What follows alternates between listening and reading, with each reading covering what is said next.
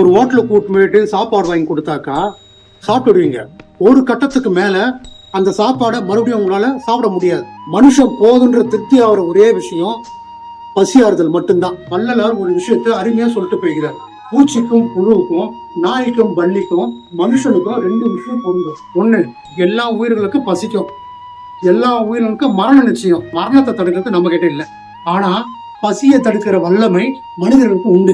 அவர் சொன்ன மாதிரி போதுன்ற அளவு சாப்பாடு எல்லாருக்கும் கிடைச்சிருது. ஆனா அது கூட இல்லாம எத்தனையோ பேர் பசியில வாடிக்கிட்டு இருக்காங்க. நம்ம ஊர்லயே எத்தனையோ மாணவர்கள் பசியிலையும் பஞ்சத்திலையும் படிக்க முடியாம கஷ்டப்படுறாங்க.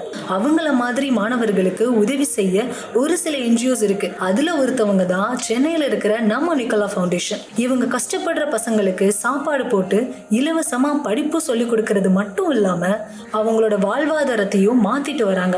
நீங்களும் நிக்கோலா ஃபவுண்டேஷனோட சேர்ந்து ஹெல்ப் பண்ணணும்னு நினைச்சீங்கன்னா ஸ்கிரீன்ல இருக்கிற இந்த QR கோடை ஸ்கேன் பண்ணி டொனேட் பண்ணலாம். பசி இல்லாத பாரதத்தை உருவாக்க நாம எல்லாரும் கை கோர்க்கலாமா?